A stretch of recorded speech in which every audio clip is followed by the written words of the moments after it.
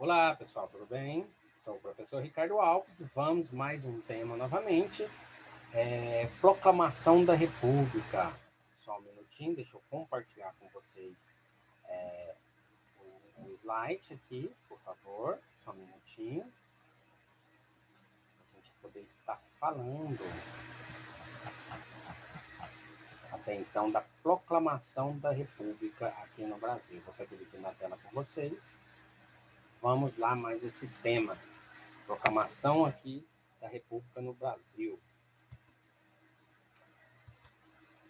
O Brasil Império, isso mesmo, pessoal. Esse Brasil Império aí, tão conhecido e falado, vamos começar. O poder do moderador garantia ao Império um poder centralizado.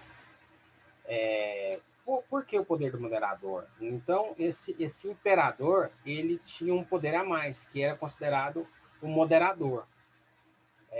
Esse poder dava para ele amplas vantagens para ele fazer e desfazer o que ele queria.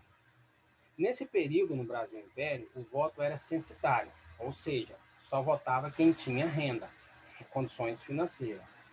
Os fazendeiros dependiam do trabalho escravo, porque precisavam trabalhar nas lavouras. O trabalho era pesado e, muitas das vezes, longas jornadas de trabalho durante o dia. Então, os fazendeiros precisavam dessa mão de obra. O café era o principal produto até então de exportação, então produzia-se bastante café aqui no nosso país e precisava dessa mão de obra, no caso, a escrava. Os militares rescindidos, de um lado, né, não estavam muito satisfeitos, e uma oligarquia cafeeira despojada de poder. Ela era bastante poderosa, né? Esses fazendeiros, né, do café. De outro lado, uniram-se para combater a monarquia. Então, vai juntar-se até então a questão dos militares e o descontentamento até então da produção, né, da oligarquia cafeeira para tentar, de certa forma, combater até então a monarquia. Problemas do imperador. A insatisfação da igreja com o fato do imperador defender a maçonaria. Isso era uma insatisfação na população até então aqui no Brasil. A insatisfação dos fazendeiros escravistas com a abolição da escravidão. Eles não queriam, eles precisavam da mão de obra. Como que eles vão abolir até então os escravos, dar liberdade para eles? Então era uma coisa assim quase que eles não pensavam, né? Eles queriam continuar com aquela mão de obra ali escrava. A saúde até então estava fragilizada do imperador. Ele tinha diabetes, então ele não estava muito com a saúde legal. A insatisfação dos militares com a guerra do Paraguai. Então, os militares aqui nossos, né, do exército nosso, estavam insatisfeitos porque até então, com essa guerra do Paraguai e até mesmo com as ordens que até então o imperador estava passando. Então, os militares é uma caricatura, né, onde os militares não estavam muito satisfeitos com o seu imperador. Durante o governo de Dom Pedro II, o exército ocupou uma posição marginal na política brasileira. Os baixos salários e a rígida disciplina da corporação e a lentidão nas promoções desencorajavam os filhos das elites até então a dar sequência e a seguir a carreira militar. Então eles não estavam mais querendo, isso era um problema até então para o exército, né? Porque não tinha promoção nenhuma, não subia de patente, os salários eram baixos, não tinha motivo. Após a Guerra do Paraguai, o exército saiu fortalecido, né? O exército nosso. Vitoriosos no conflito, muitos oficiais queriam desempenhar um papel central na vida política, mas até então o imperador e a elite da época não vão permitir.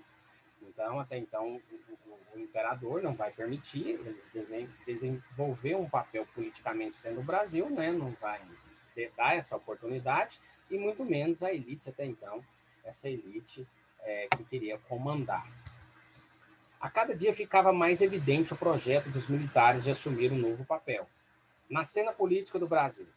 Para isso, começaram a se organizar com a finalidade de acabar com a monarquia aqui no Brasil. Isso mesmo. Então, eles começam a se organizar, né? A aglutinar para poder ter essa possibilidade de acabar, então, com a monarquia no país. Então, o golpe de 15 de novembro, né, com a proclamação da República no Brasil, na manhã do dia 15 de novembro do ano de 1989, Teodoro da Fonseca marchou com as tropas para o Ministério da Guerra, onde se encontrava o primeiro-ministro do governo de Dom Pedro II, o Visconde de Ouro Preto. Sob pressão militares, o governo monarca, até então, vai renunciar ao seu grande império aqui no Brasil, largando até então, deixando de governar sob pressão dos militares. O dia 15 de novembro, então, resultou de uma ação quase isolada do Exército, apoiada por um pequeno grupo de republicanos civis. Uma imagem aí bem ao centro, né?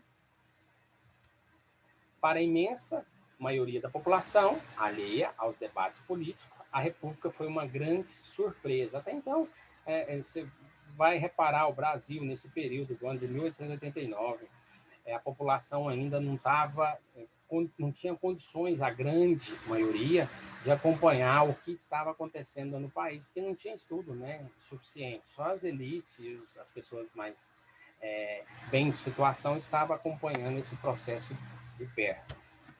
Com a queda da monarquia, em menos de 48 horas, a família real deixava o território nacional a bordo do navio em direção a Lisboa, Portugal.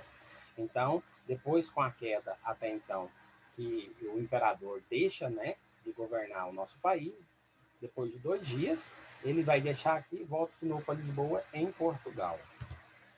A República até então foi proclamada no Brasil, e aí a pergunta é: o que mudou até então em terras brasileiras?